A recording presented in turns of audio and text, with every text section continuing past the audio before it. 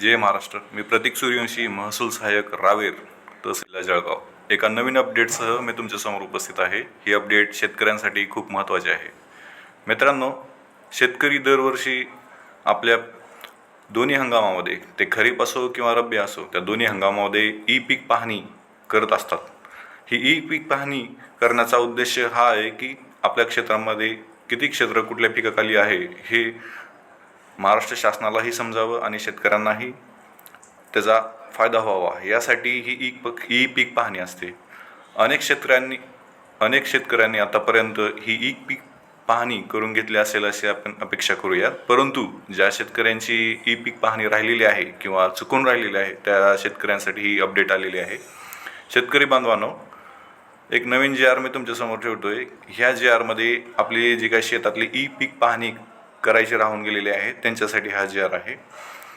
आणि शेतकरी बांधवांसाठी शेतकरी स्तरावर ही ई पीक पाहणीसाठी मुदतवाढ भेटलेली आहे. आपण ह्या JR बद्दल डिटेल पाहूया. हा JR तुम्ही पाहू शकता 18 सप्टेंबर 2025, 18/9/2025 आहे. हा JR महाराष्ट्र शासनाचा महसूल आणि वन विभाग या अंतर्गत जो काही जमाबंदी आयुक्त आणि संचालक भूमी अभिलेख राज्य पुणे यांच्या मार्फत हा JR आलेला आहे.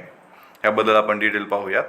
आणि हा JR त्यांनी किंवा हा जो काही नोटीस आहे, ही JR आणि नोटीस त्यांनी सर्व जिल्हाधिकाऱ्यांना काढलेली आहे. जिल्हाधिकारी म्हणजे राज्यात जेवढे काही आपले कलेक्टर साहेब आहेत त्यांच्यासाठी आणि शेतकऱ्यांसाठी पण ह्यामध्ये काही सूचना दिलेल्या आहेत, ते आपण पाहूयात.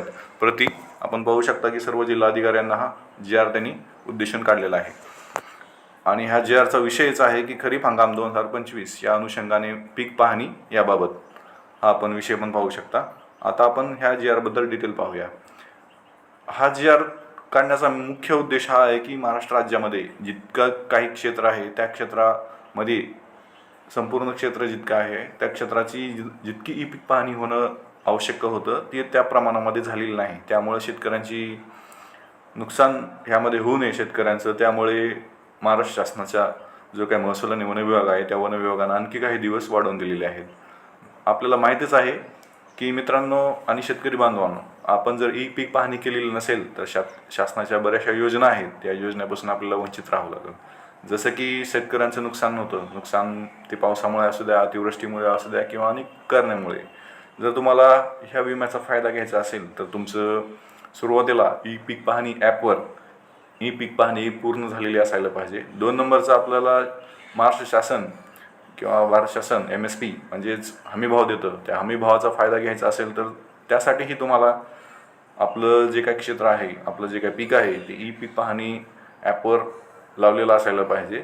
अशा गोष्टी असेल तरच महाराष्ट्र शासन ह्या गोष्टींचा फायदा देतं. त्यामुळे सर्व शेतकरी बांधवांना माझी रिक्वेस्ट आहे की त्यांनी जो काही मुदतवाढ दिलेला आहे त्या मुदतवाढीमध्ये सर्व शेतकरी बांधवांनी लवकरात लवकर ई पीक पाहणी केलेली आहे. तर ही मुदतवाढ किती दिलेली आहे तर आपण पाहू शकता. ही मुदतवाढ दिलेली आहे 30 सप्टेंबर 2025 पर्यंत. शेतकरी स्तरावरील जी काही पीक नोंदणी आहे आपण पाहू शकता. शेतकरी स्तरावरील जी काही पीक नोंदणी आहे त्याचा कालावधी वाढवून त्यांनी 30 सप्टेंबर 2025 पर्यंत मुदतवाढ देण्यात आलेली आहे.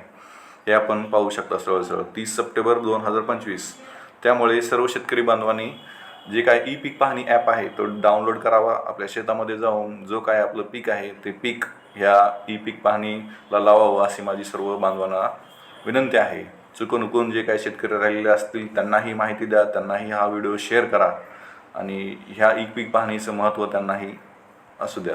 मित्रांनो, मी आता इथेच थांबतो. हा व्हिडिओ तुम्हाला कसा वाटला तुम्ही नक्कीच मला कमेंटमध्ये सांगा. ही माहिती तुम्हाला जर खरंच महत्त्वपूर्ण आणि उपयुक्त वाटत असेल तर हा व्हिडिओ नक्कीच तुम्ही इतरांपर्यंत शेअर करू शकता.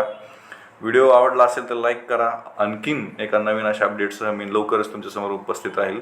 तोपर्यंत धन्यवाद मित्रांनो. जय महाराष्ट्र. थँक्यू.